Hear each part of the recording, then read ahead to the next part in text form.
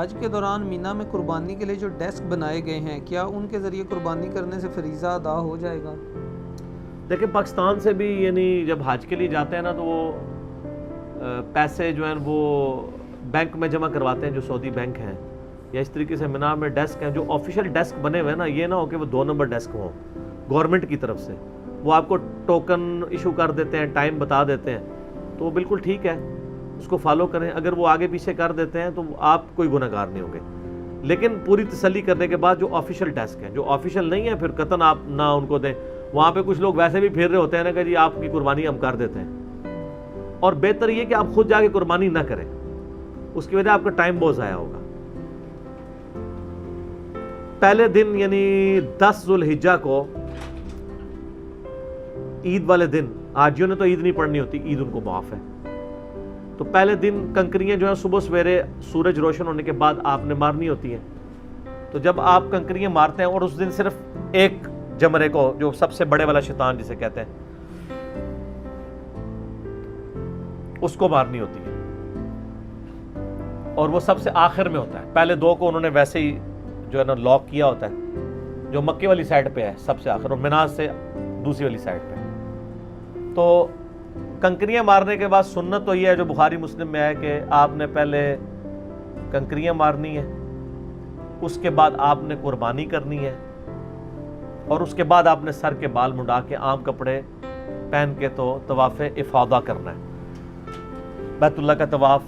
اور اس میں صحیح بھی ہے اگر آپ حج تمتع یا قران کر رہے ہیں۔ لیکن اب جو قربانی والا مسئلہ ہے، اگر سنت تو یہ کہ نبی علیہ السلام نے خود قربانی کی تھی، صحیح مسلم میں ڈیٹیل حدیث ہے نا جو امام باقر علیہ السلام نے روایت کی ہے جابر بن عبداللہ سے، اور امام جعفر علیہ السلام نے امام باقر سے، اس میں تو ہے کہ نبی علیہ السلام نے 100 اونٹ یمن سے مولا علی سے منگوائے تھے، 63 اونٹ اپنے مبارک ہاتھوں سے نہر کیے کیونکہ آپ کی عمر مبارک 63 سال تھی، اور بقیہ کے 37 مولا علی نے کیے تھے۔ پھر اینڈ پہ صحیح مسلم کے الفاظ ہیں کہ ہر اونٹ میں سے ایک گوشت کا ٹکڑا لے کے ایک جگہ دیگ پکائی گئی، اور مولا علی نے اور نبی علیہ السلام نے بیٹھ کے کھانا کھایا۔ یہ پوری ڈیٹیل حدیث صحیح مسلم میں ہے، مشکات میں آپ کو حج والے چیپٹر میں پہلی حدیث یہی مل جائے گی۔ صحیح مسلم میں 2950 نمبر، 2950 2950 نمبر حدیث ہے انٹرنیشنل نمبر کے مطابق کتاب الحج میں، تو اس میں بھی یعنی یہ ترتیب والا معاملہ یہی چل رہا ہے۔ لیکن اب اگر آپ خود قربانی کے لیے جائیں، جس طرح نبی علیہ السلام گئے تھے، تو جمرات سے قربان گاہ اتنی دور ہے کہ جن لوگوں نے یہ شوق پورا کرنے کی کوشش کی ہے ان کو تو عشاء ہو جاتی ہے وہیں پہ، اور ابھی طواف زیارت بھی کرنا ہے آپ نے، اگرچہ وہ اگلے 2 دنوں میں بھی ہو سکتا ہے، لیکن سنت تو پہلے دن ہی کرنا ہے نا، تو پھر لوگ ڈیلے ہو جاتے ہیں۔ تو بہتر طریقہ یہی ہوتا ہے۔ ہم جب 2007 میں حج کرنے کے لیے گئے تھے، 2007 میں 2 حج آئے تھے، ایک جنوری میں آیا تھا اور ایک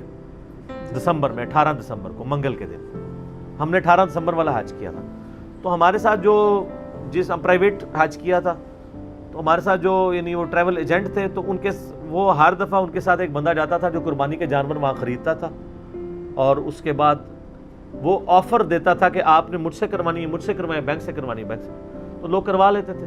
اپنا سیل نمبر دے دیتا تھا۔ ہم نے جیسے ہی کنکریاں ماری، میں نے اور میری وائف نے، ہم نے ان کو فون کیا کہ ہم نے کنکریاں مار دی، آپ ہمارا جانور ذبح کر دیں۔ 5-7 منٹ کے بعد اس کی کال آئی کہ آپ کا جانور ذبح ہو چکا ہے، اب آپ تسلی سے اپنے بال منڈوا سکتے ہیں۔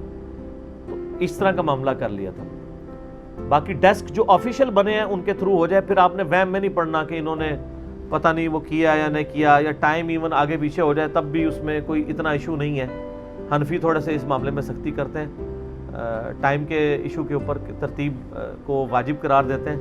باقی ائمہ کے نزدیک بخاری مسلم میں ایک حدیث بھی ہے، نبی صلی اللہ علیہ وآلہ وسلم نے فرمایا کہ حج والے دن ہی آپ کو آ کے ایک بندے نے عرض کیا کہ اللہ کے رسول صلی اللہ علیہ وسلم، میں نے جو ہے وہ قربانی پہلے کر لی ہے، کنکریاں بعد میں ماری ہیں۔ آپ فرمایا لا حرج، کوئی حرج نہیں۔ دوسرے نے کہا یا رسول اللہ علیہ وسلم، ایک اور حاضر ہوا، اس نے کہا یا رسول اللہ علیہ وسلم، میں نے جو ہے وہ سر کے بال پہلے منڈوا لیے ہیں، کنکریاں بعد میں ماری ہیں۔ تو ہر طرح کا آپشن آیا۔ تو صحابی کہتے ہیں کہ اس دن نبی علیہ السلام سے جو بھی کوئی پوچھتا تو آپ لا حرج کہتے تھے، حتیٰ کہ صحیح مسلم میں حدیث ہے، ایک شخص نے کہا یا رسول اللہ، میں نے رات کے وقت جمرات کو کنکریاں ماری ہیں، جو آج کل حنفیوں نے بڑا فتنہ کھڑا کیا ہوا ہے، کیونکہ علماء عرب نے فتویٰ دیا ہے نا کہ دن کی وجہ سے بڑا رش ہوتا ہے، سنت تو دن کو مارنا ہے، لیکن انہوں نے فتویٰ دے دیا کہ آپ رات کو بھی آ کے کنکریاں مار سکتے ہیں. وہ کہتے ہیں نہیں، انہوں نے دم واجب کروا رہے ہیں لوگوں کے اوپر. حالانکہ مسلم شریف میں حدیث ہے کہ ایک شخص نے کہا میں نے رات کو کنکریاں فرمائی، آپ نے لا حرج. نبی پہ واجب ہوتا ہے کہ وہ یہ روکے ٹوکے.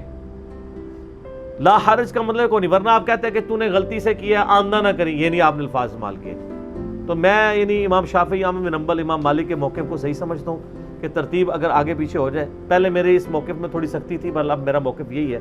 ترتیب بھی آگے پیچھے ہو جائے، وہ سارے کام آپ کر لیں، ترتیب ہٹ کے بھی کر لیں، تب بھی آپ کے اوپر نہ کوئی دم واجب ہوگا بلکہ آپ کا حج بھی بالکل صحیح ہوگا.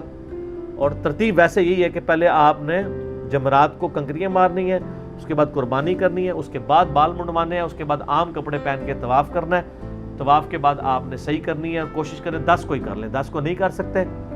تو آپ 11 کو بھی کر سکتے ہیں. 12 کی مغرب سے پہلے پہلے یہ صحیح والا معاملہ آپ کر سکتے ہیں.